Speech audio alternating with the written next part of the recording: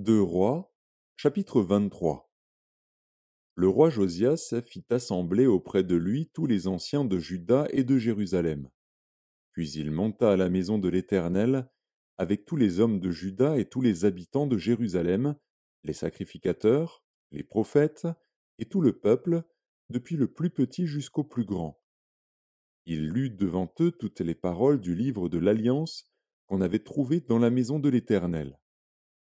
Le roi se tenait sur l'estrade, et il traita alliance devant l'Éternel, s'engageant à suivre l'Éternel et à observer ses ordonnances, ses préceptes et ses lois, de tout son cœur et de toute son âme, afin de mettre en pratique les paroles de cette alliance écrites dans ce livre. Et tout le peuple entra dans l'alliance.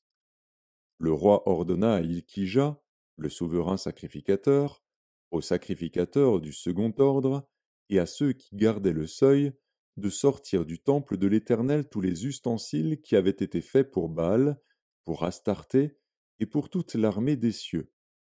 Et il les brûla hors de Jérusalem, dans les champs du Cédron, et en fit porter la poussière à Béthel.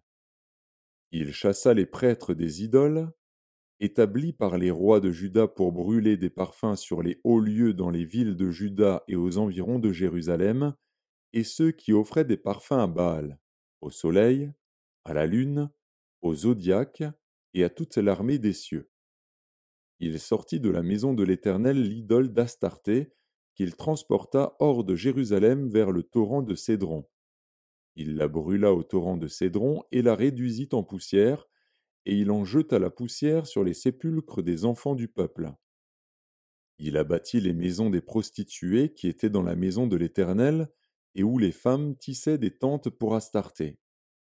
Il fit venir tous les prêtres des villes de Juda.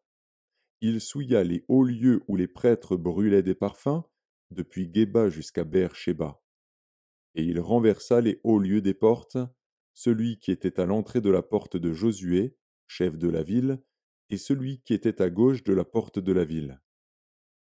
Toutefois les prêtres des hauts lieux ne montaient pas à l'autel de l'Éternel à Jérusalem, mais ils mangeaient des pains sans levain au milieu de leurs frères.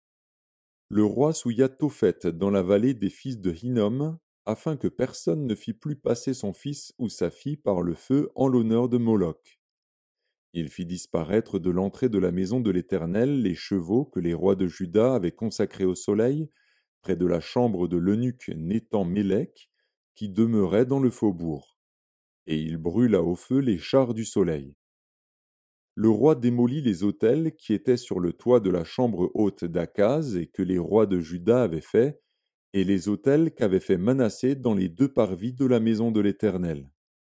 Après les avoir brisés et enlevés de là, il en jeta la poussière dans le torrent de Cédron. Le roi souilla les hauts lieux qui étaient en face de Jérusalem, sur la droite de la montagne de Perdition, et que Salomon, roi d'Israël, avait bâti à Astarté, l'abomination des Sidoniens, à Kémosh, l'abomination de Moab, et à Milcom, l'abomination des fils d'Ammon. Il brisa les statues et abattit les idoles, et il remplit d'ossements d'hommes la place qu'elles occupaient. Il renversa aussi l'autel qui était à Béthel, et le haut lieu qu'avait fait Jéroboam, fils de Nebat, qui avait fait pécher Israël. Il brûla le haut lieu et le réduisit en poussière, et il brûla l'idole. Josias, s'étant tourné et ayant vu les sépulcres qui étaient là dans la montagne, envoya prendre les ossements des sépulcres, et il les brûla sur l'autel et le souilla, selon la parole de l'Éternel prononcée par l'homme de Dieu qui avait annoncé ces choses. Il dit, quel est ce monument que je vois? Les gens de la ville lui répondirent, c'est le sépulcre de l'homme de Dieu qui est venu de Juda et qui a crié contre l'autel de Béthel ces choses que tu as accomplies. Et il dit, laissez-le, que personne ne remue ses os. On conserva ainsi ses os avec les os du prophète qui était venu de Samarie. Josias fit encore disparaître toutes les maisons des hauts lieux qui étaient dans les villes de Samarie et qu'avaient faites les rois d'Israël pour irriter l'Éternel. Il fit à leur égard entièrement comme il avait fait à Béthel. Il immola sur les autels tous les prêtres des hauts lieux qui étaient là, et il y brûla des ossements d'hommes. Puis il retourna à Jérusalem. Le roi donna cet ordre à tout le peuple: Célébrez la Pâque en l'honneur de l'Éternel, votre Dieu, comme il est écrit dans ce livre de l'Alliance. Aucune Pâque pareille à celle-ci n'avait été célébrée depuis le temps où les juges jugeaient Israël et pendant tous les jours des rois d'Israël et des rois de Juda. Ce fut la 18e année du roi Josias qu'on célébra cette Pâque en l'honneur de l'Éternel à Jérusalem. De plus, Josias fit disparaître ceux qui évoquaient les esprits et ceux qui prédisaient l'avenir, et les téraphins, et les idoles, et toutes les abominations qui se voyaient dans le pays de Juda et à Jérusalem, afin de mettre en pratique les paroles de la loi, écrites dans le livre que le sacrificateur Ilkija avait trouvé dans la maison de l'Éternel. Avant Josias, il n'y eut point de roi qui, comme lui, revint à l'Éternel de tout son cœur, de toute son âme et de toute sa force, selon toute la loi de Moïse. Et après lui, il n'en a point paru de semblable. Toutefois l'Éternel ne se désista point de l'ardeur de sa grande colère dont il était enflammé contre Juda à cause de tout ce qu'avait fait Manassé pour l'irriter. Et l'Éternel dit: J'ôterai aussi Juda de devant ma face comme j'ai ôté Israël, et je rejetterai cette ville de Jérusalem que j'avais choisie, et la maison de laquelle j'avais dit: Là sera mon nom. Le reste des actions de Josias, et tout ce qu'il a fait, cela n'est-il pas écrit dans le livre des chroniques des rois de Juda? De son temps, Pharaon Nécho, roi d'Égypte, monta contre le roi d'Assyrie, vers le fleuve de l'Euphrate.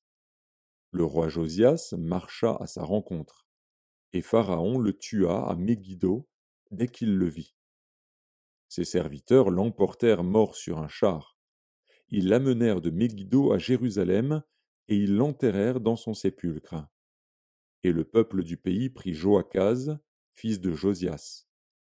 Ils l'oignirent et le firent roi à la place de son père. Joachaz avait 23 ans lorsqu'il devint roi, et il régna 3 mois à Jérusalem. Sa mère s'appelait Hamutal, fille de Jérémie, de Libna. Il fit ce qui est mal aux yeux de l'Éternel, entièrement comme avaient fait ses pères. Pharaon Nécho l'enchaîna à Ribla, dans le pays de Hamath, pour qu'il ne régnât plus à Jérusalem. Et il mit sur le pays une contribution de 100 talents d'argent et d'1 talent d'or. Et Pharaon Nécho établit roi Éliakim, fils de Josias, à la place de Josias, son père, et il changea son nom en celui de Joachim. Il prit Joachaz, qui alla en Égypte, et y mourut. Joachim donna à Pharaon l'argent et l'or, mais il taxa le pays pour fournir cet argent d'après l'ordre de Pharaon. Il détermina la part de chacun et exigea du peuple du pays l'argent et l'or qu'il devait livrer à Pharaon Nécho. Joachim avait 25 ans lorsqu'il devint roi, et il régna 11 ans à Jérusalem. Sa mère s'appelait Zébuda, fille de Pédaja, de Ruma. Il fit ce qui est mal aux yeux de l'Éternel, entièrement comme avaient fait ses pères.